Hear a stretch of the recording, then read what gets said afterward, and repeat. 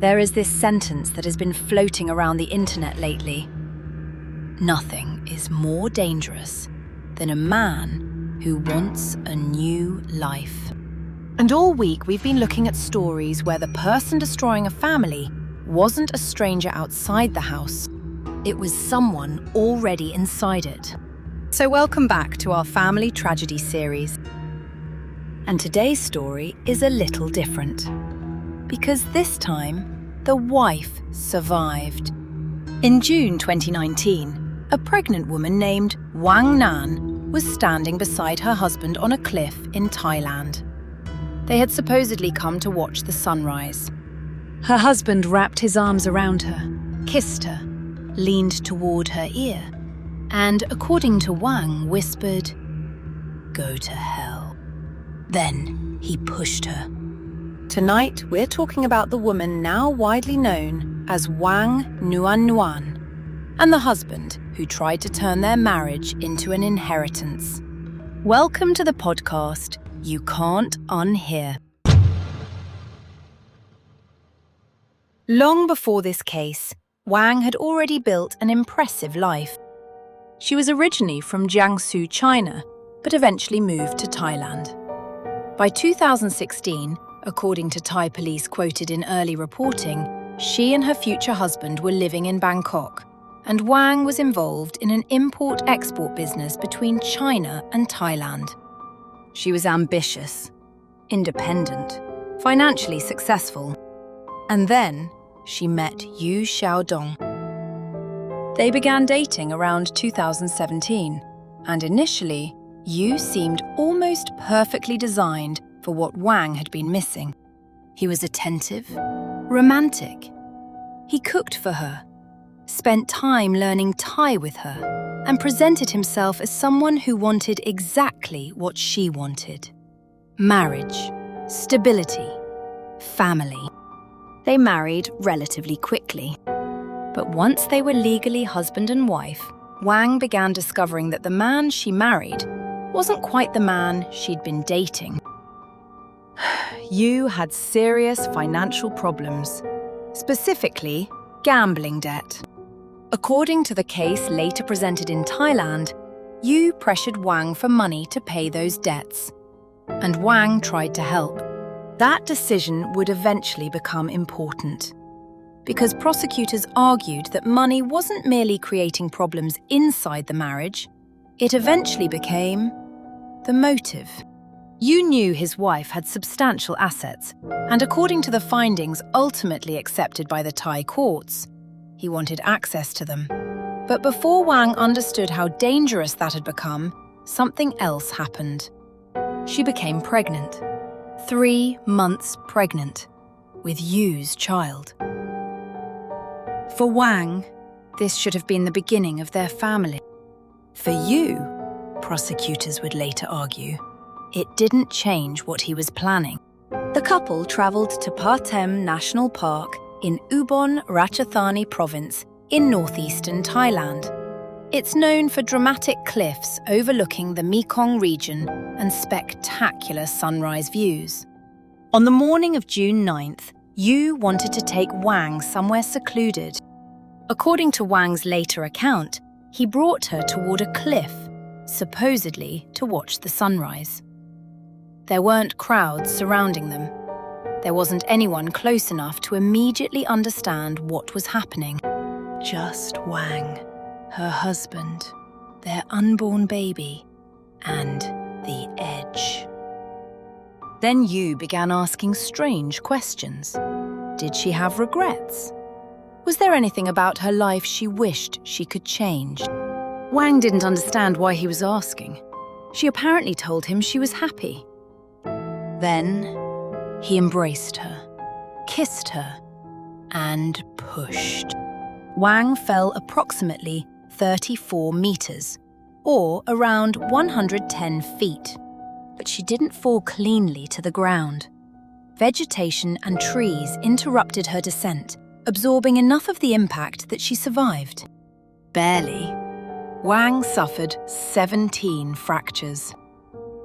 She would eventually require multiple surgeries, more than 100 steel pins and hundreds of stitches. She couldn't simply stand up and find help.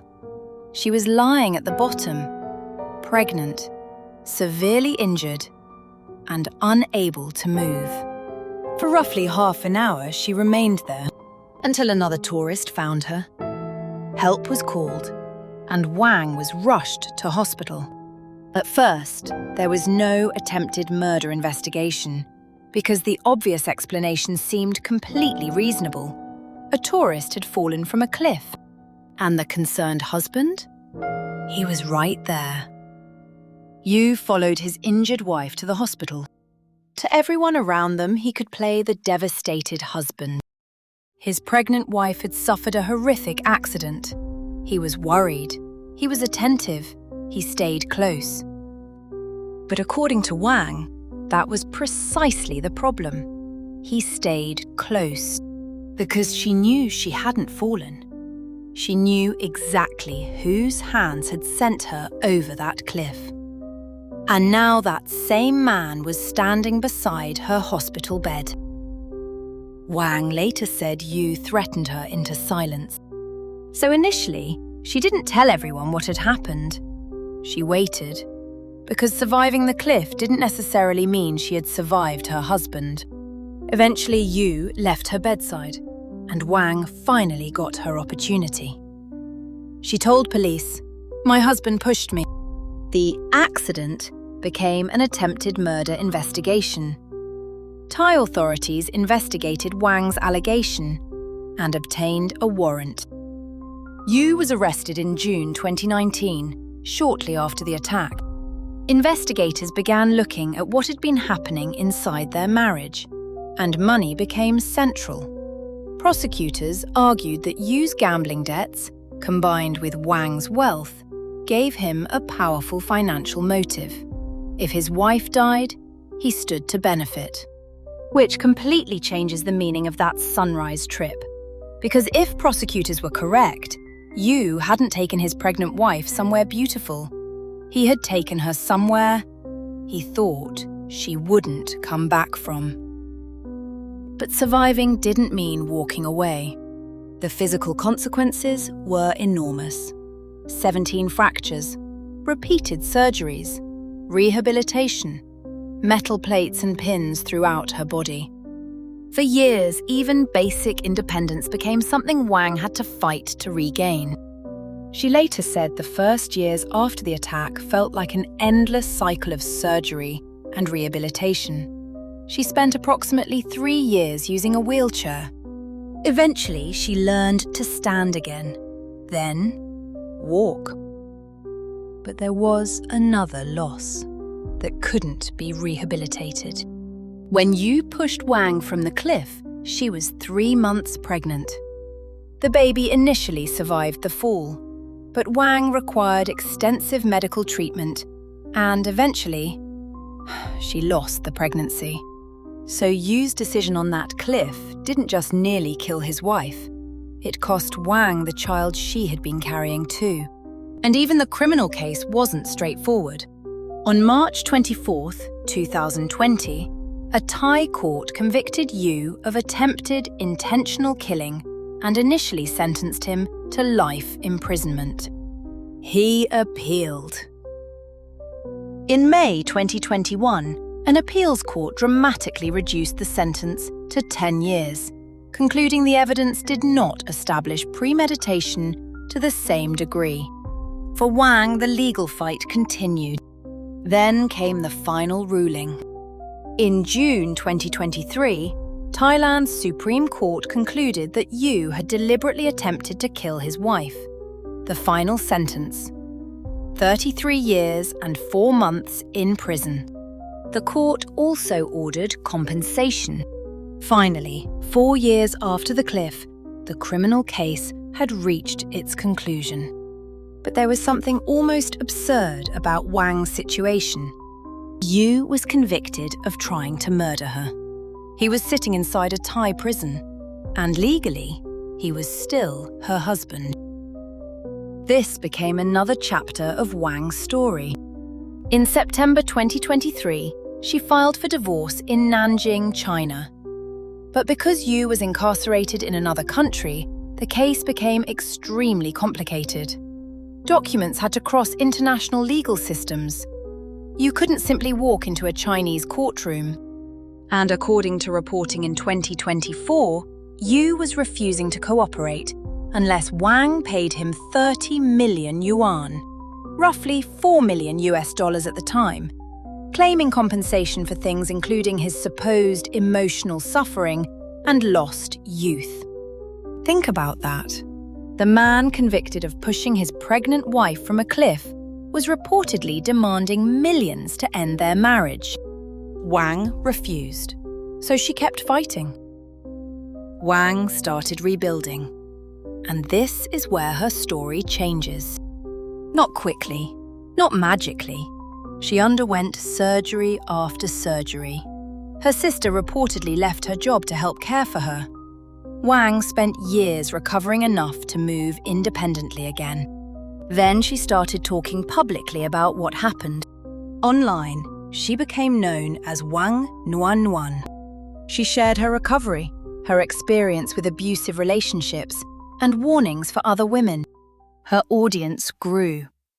And then, 5 years after losing the baby she had been carrying on that cliff, Wang announced something extraordinary.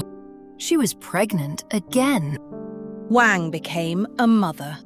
After undergoing IVF, she gave birth to a baby boy on September 17th, 2024, during the Mid-Autumn Festival. She posted a photograph holding him, telling followers that both mother and baby were safe. 5 years earlier, she had been lying broken beneath a cliff, believing the life she'd planned was over. Now she was holding her son.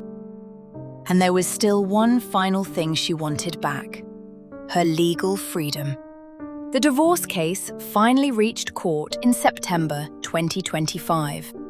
Because Yu remained incarcerated in Thailand, he participated through video. Then, on October 10th, 2025, the Qinhuai District People's Court in Nanjing issued its decision. The divorce was granted. The court also ordered Yu to pay Wang 500,000 yuan in divorce damages. Wang later described the wait in one devastating number: 2,332 days.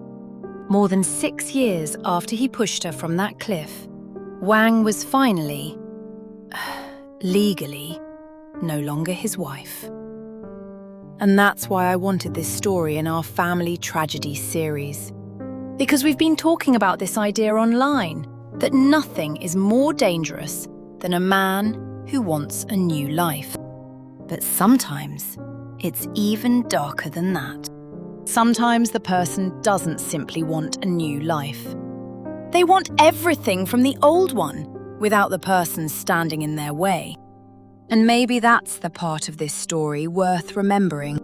Not you, not the gambling, not even the cliff. It's her. Because you tried to write the ending of Wang's life for her. Instead, she survived and rebuilt her career, shared her story, became a mother. And finally, after 2,332 days, got her name back from that marriage. Xiaodong wanted Wang's story to end at the bottom of a cliff. Instead, that's where her second life began.